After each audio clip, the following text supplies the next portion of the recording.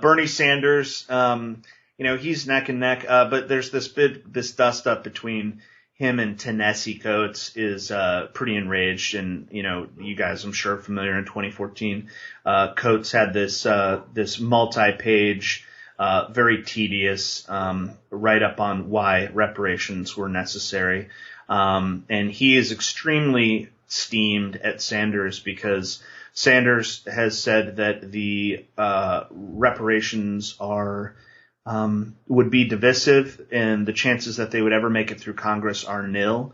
And Coates is saying, well, at least Sanders could at least say that he supports H.R. 40.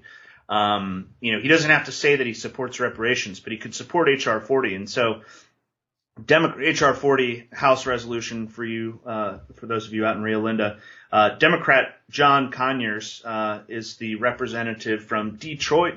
Yeah. Conyers is the guy who was like, when Obamacare was going through, he can barely talk. He's fucking old, and he's like he's sort of like a Charlie Rangel type dude. Yeah, he's 86 years old. He took John Dingell's seat.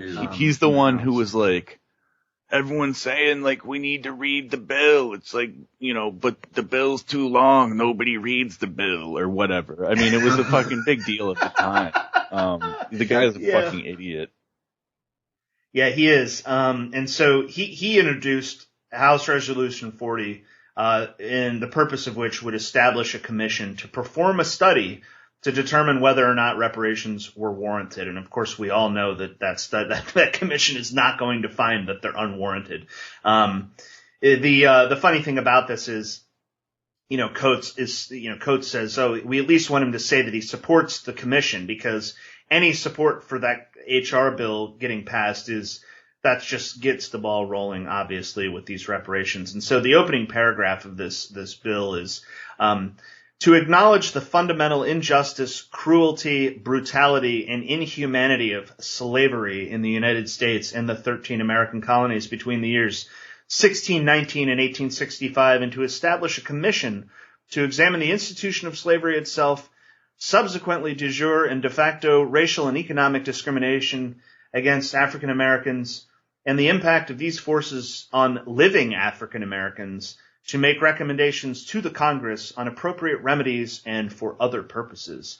As to those remedies, whether the government, and now this is something that Sanders has supported, is Section A is, whether the government of the United States shall offer a formal apology on behalf of the people of the United States for the perpetration of gross human rights violations on African slaves and their dependents. And there's nothing more than I'm sure even Sanders signs on with this, to see whites apologizing for this kind of stuff. And so Section B is whether Africans still suffer from the lingering effects of the matters described in paragraphs 1, 2, 3, and 4, whether in consideration of the Commission's findings, any form of compensation to the descendants of African slaves is warranted.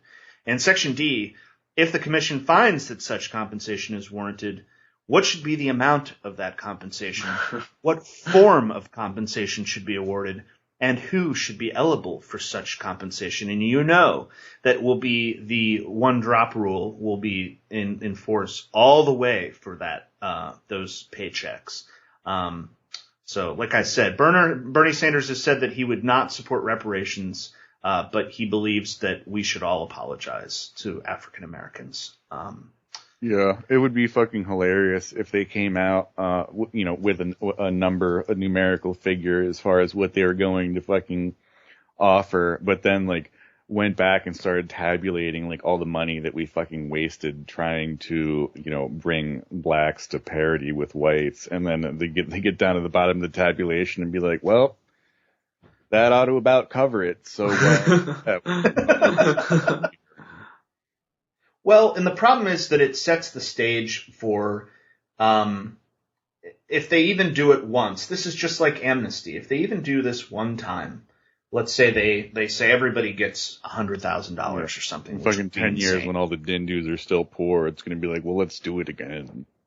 Well, let's do it again. Let's do it for subsequent generations, because these, well, let me go back to this, is, lingering effects of the matters described in paragraphs 1, 2, 3, and 4.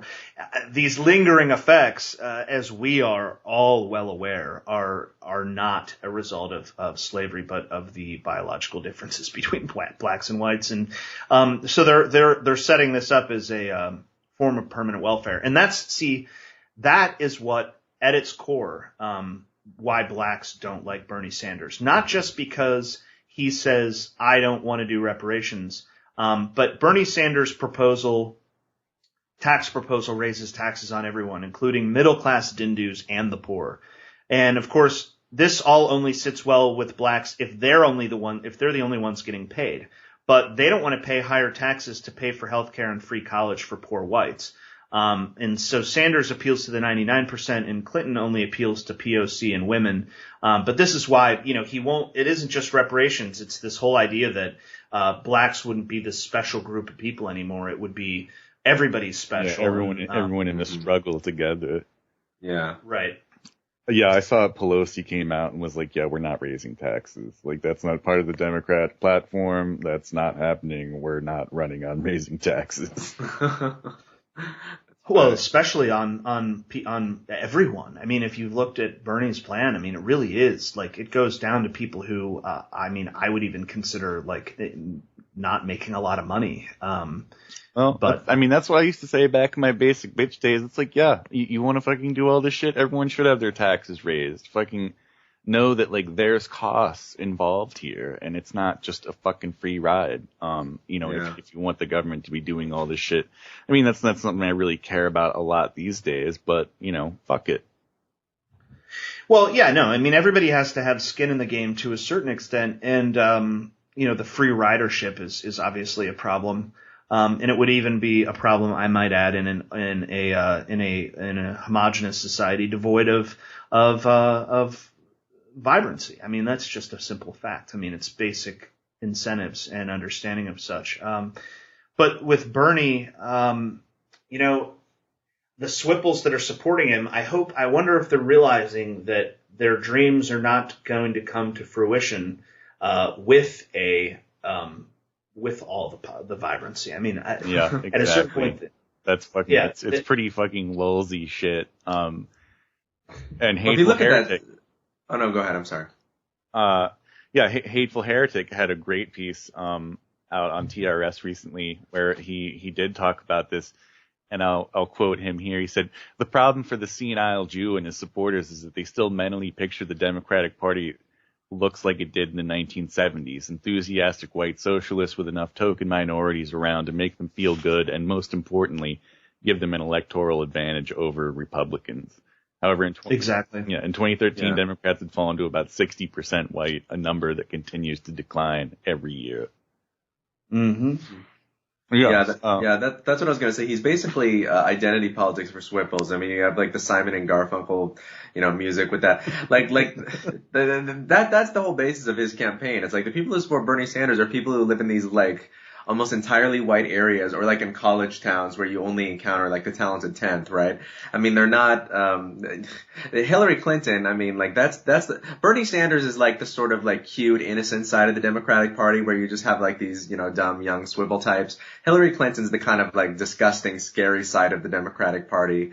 Where it's all about, feminism. It's, she gets on stage with Amy Schumer and Ellen DeGeneres, and they're like dancing, and it's all about bringing in Bernie Sanders. He does the sort of minority identity politics too, but I think that's more of an afterthought with him. I think his thing is really more about the economic socialism and let's have a kinder, gentler society. Whereas with Hillary Clinton, I think she's her platform is all about identity politics. Like if you looked at the very first campaign ad of her entire campaign, it was that thing like you had the gay and the black and the woman, like the single mom, like they were all, it was just like the whole like coalition of the fringes thing. Like that was a sort of aesthetic that she was appealing to. So I think it's two very different aesthetics. And personally, I would prefer Bernie just because I think, the economy would collapse and it could be like sort of like a accelerationist thing. But even beyond that, I just like aesthetically, I feel like he's not as motivated by this sort of like malice towards everything that's like good and decent, like kind of like Hillary is. I view Bernie supporters more as just like kind of naive and sheltered, whereas Hillary supporters, that's the full pause almost.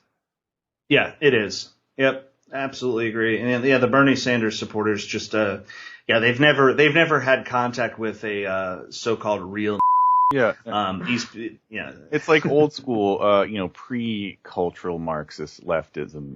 It's about the economics and fucking, the people and the proletariat and all this shit. But it's not. I mean, those people, like fucking, Wilson, dude. These people didn't like vibrancy fucking any more than you or I. Mm-hmm. No. Yeah.